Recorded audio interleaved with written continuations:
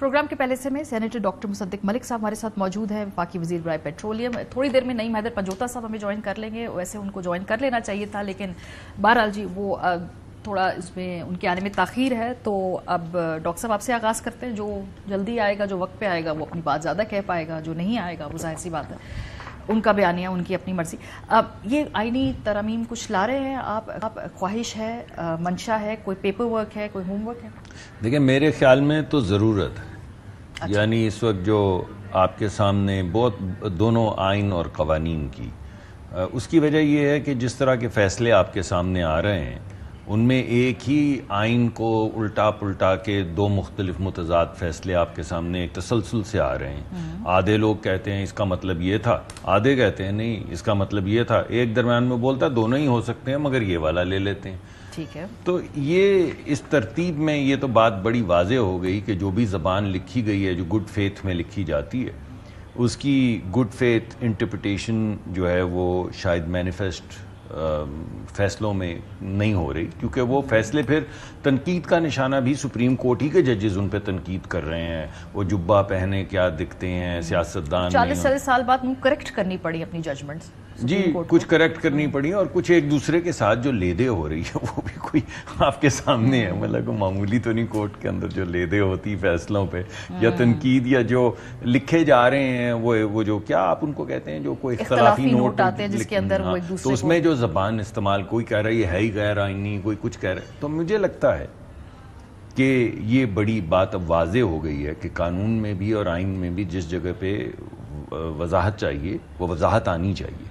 کیونکہ ہمارے جو سیاسی مستقبل ہے وہ ڈولڈرمز میں اس وجہ سے ہو کہ کوئی ایک اس کو ایک طرح سے انٹرپریٹ کر رہا ہے، دوسرا دوسری طرف سے انٹرپریٹ، اس طرح نہیں چل سکتا. ایک گڈ فیتھ کے اندر ایک لکھا گیا تھا کاغذ جو چلتا رہا. مگر مجھے ایک صاحب نے بتایا امریکہ میں کہ آپ کو معلوم ہے کہ آئین کا جینیس کیا ہے؟ تو میں نے کہا نہیں صاحب کیا ہے؟ تو انہوں نے کہا پروویژن فار چینج، کہ جیسے جیسے وقت گزرتے جائیں، جیسے جیسے انٹرپریٹیشنز جو ہیں وہ آپ نہ کر پائیں، ویسے ویسے آپ کے پاس ایک ٹول ہے کہ آپ اس کے اندر ایک مثبت تبدیلی جو ہے وہ لاتے چلے جائیں. اور قانون میں بھی یہی ہو رہا ہے.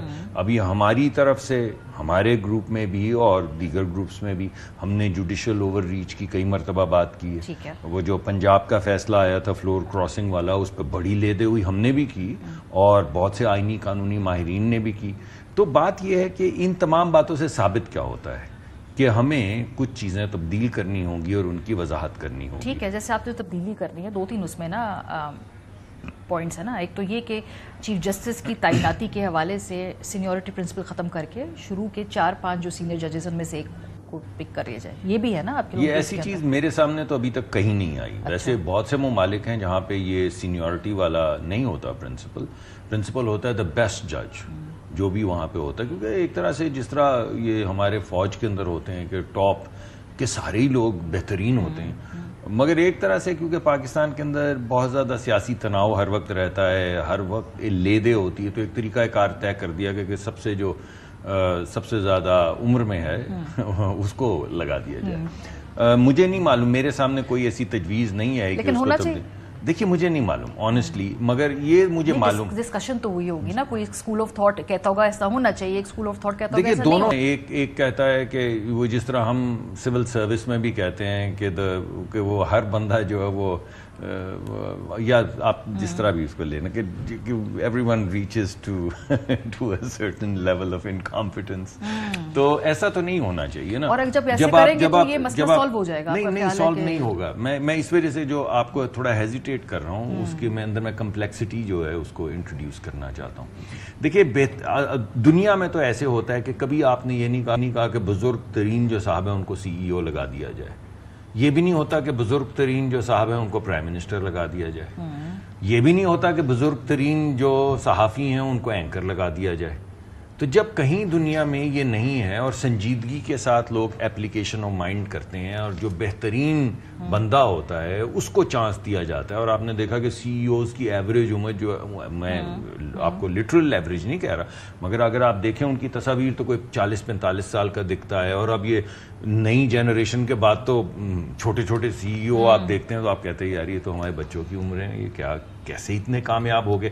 اب کامیابی پہ عمر کی قید ڈال دی جائے کہ جب تک تو سالہ بڈھا نہیں ہو جائے گا تب تک تجھے ہم کامیاب نہیں ہونے دیں گے. بات ہے نا آپ کی باتوں میں خود ایک کمپلیکسٹی کر لیں, for the lack of a better word, کیونکہ ایک طرف آپ کی تجویز یہ بھی ہے کہ مدت ملازمت بڑھا دی جائے اور سب کے لیے بڑھا دی جائے, کہ یہ تجویز بھی ہے, جس کا مطلب ہے جو آلریڈی ایگزسٹنگ لوگ ہیں ان کے چونکہ وہ ناگزیر ہیں تو ان کے ہونے کے لیے ہم ترمیم کرتے ہیں, سب کو 3 سال دے دیتے ہیں, لیکن دوسرا آپ کہہ رہے ہیں کہ نوجوان لوگ, میں نے دوبارہ آپ کو کہا کہ یہ دونوں باتیں جو آپ نے کی ہیں میری نظر سے نہیں گزری, لیکن چلے میں نے آپ کے ٹی وی پروگرامز پہ سنی, میں روز شام کو دیکھتا سنتا کیا ہوں, چلا جاتا ہوں وہاں پہ بات ہو رہی ہوتی ہے, لیکن میں یہ سوچتا ہوں کہ سارا دن میں کبھی پرائم منسٹر آفس میں ہوتا ہوں, کبھی اپنی وزارت میں ہوتا ہوں, تو کسی کوئی باز گشت تارڑ صاحب آپ لوگوں کو نہیں بتا رہے, وہ جا کے کیبنٹ میں نہیں بتاتے, بیکاز تارڑ صاحب تو اس کے بارے میں گفتگو کر رہے ہیں, کیبنٹ کے اندر دیکھیں میں نے بے شمار بالا یا نیچے ہو رہا ہے, ایسی بات نہیں. جب کوئی چیز کسی طرح سے دیکھیے, ایک چیز وہ ہے ارریسپانسبل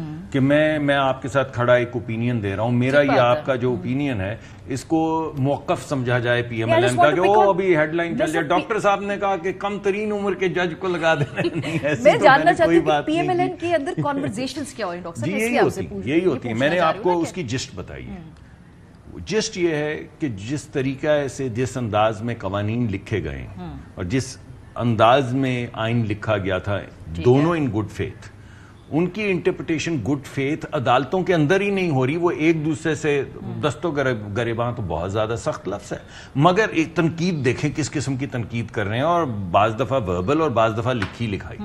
تو لگتا یہ ہے کہ کچھ چیزیں جو نہیں کام کر رہی, جن میں اب ان فیصلوں کی شکل میں ایک واضح اختلاف سامنے آ گیا ہے, ان کو جو عوام کی رائے ہے جو پارلیمان میں ہوتی ہے اس کو مد نظر رکھتے ہوئے اس کے اندر ایک نئی ترتیب پیدا کی جائے. اب پرابلم اس میں کیا ہے؟ ایک طرف تو میں نے آپ کو یہ کہا کہ ہمارے ہاں پولرائزیشن اتنی زیادہ ہے کہ وہ گڈ فیتھ اپوائنٹمنٹ جو ہے وہ کنٹروورشل ہو جاتی ہے. دوسری طرف میں نے آپ کو یہ کہا کہ the best person, not man, best person should get the opportunity. تیسرے میں آپ کو یہ کہہ رہا ہوں کہ آئین کے اندر ترتیب, ایک انٹرپریٹیشن پیدا کرنے کی ضرورت ہے. جیسے آپ کسی کاغذ کو ہاتھ لگائیں گے اسی وقت وہ لیدے شروع ہو جائے گی. تو اس کا ایک علاج یہ بھی ہے کہ تھوڑا سا اعتدال آئے, تھوڑی سی ڈی پولرائزیشن ہو, جو سیاسی تناؤ ہے وہ تھوڑا سا کم ہو. کیسے ہوگا سر؟ یہ تو گورنمنٹ کی ذمہ داری ہے نا. اگر آپ اب پیچھے پش کرنا چھوڑ دیں, ان کے جلسے بند کرنا کر دیں, تو